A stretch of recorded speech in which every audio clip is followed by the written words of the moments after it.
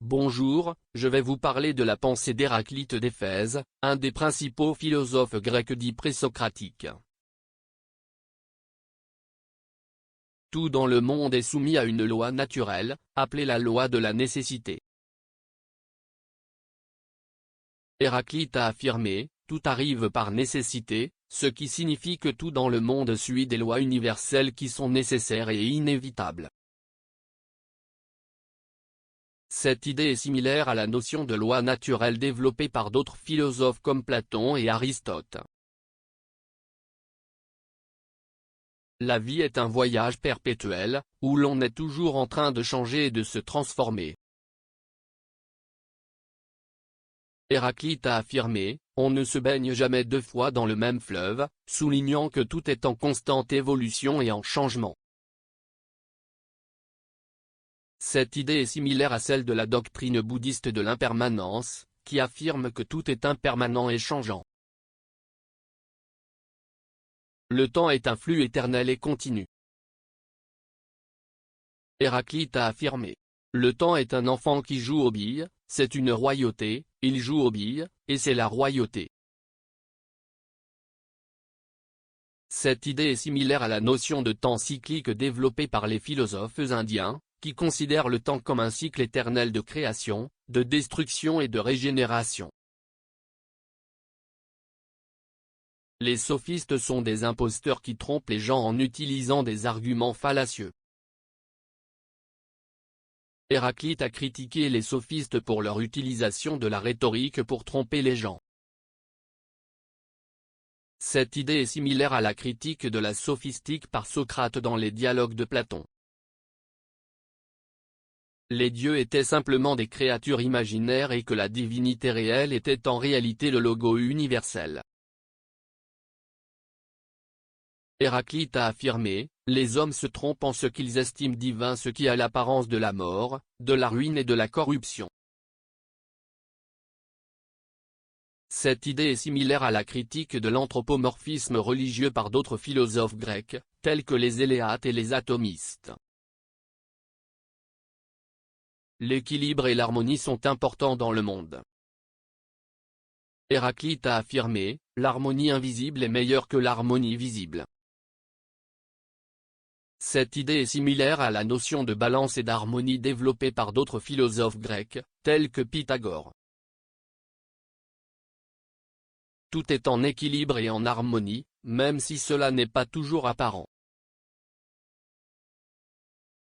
Héraclite a affirmé, il y a un ordre caché dans le chaos. Cette idée est similaire à la notion de l'harmonie préétablie développée par Leibniz, qui affirme que tout dans l'univers est en harmonie, même si cela n'est pas toujours apparent. L'équilibre entre les contraires est important. Héraclite a affirmé, l'opposition apporte la concorde. De toutes les choses, une et une seule est reine et maîtresse, la nécessité. Cette idée est similaire. Le feu est le principe fondamental de toute chose. Héraclite a affirmé, tout est feu, soulignant que le feu est la substance fondamentale qui compose toutes les choses. Cette idée est similaire à la théorie de l'élément unique développée par Parménide et Empédocle.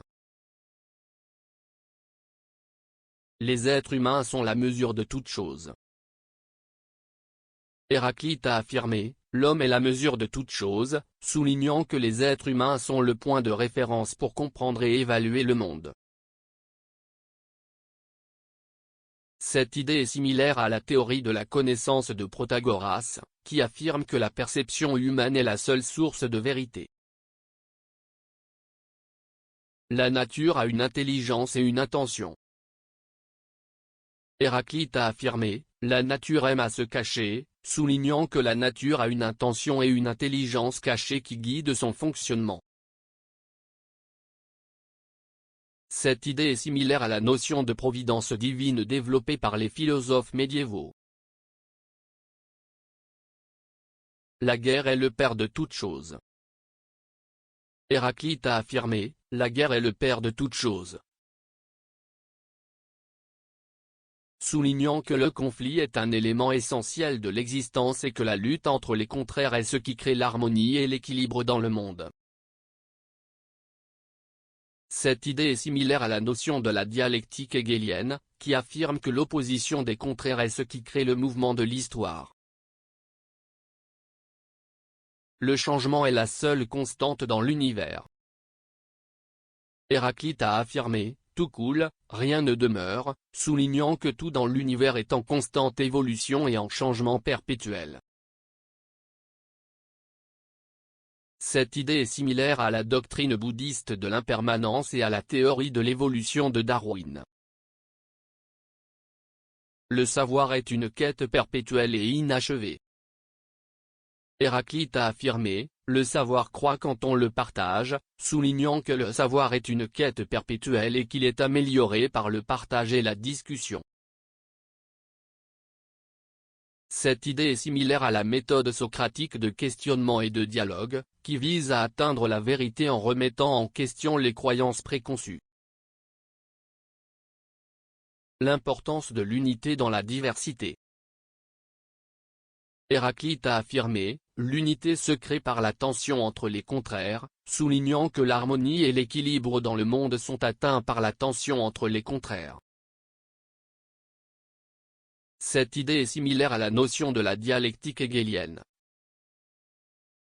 qui affirme que l'opposition des contraires est ce qui crée le mouvement de l'histoire,